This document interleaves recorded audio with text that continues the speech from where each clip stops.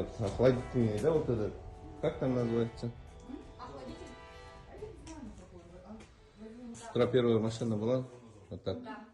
Иногда завод А вторая вот только что заехала. Сейчас она включился, да, вот так она и работает, да, сейчас? Охлаждает, да?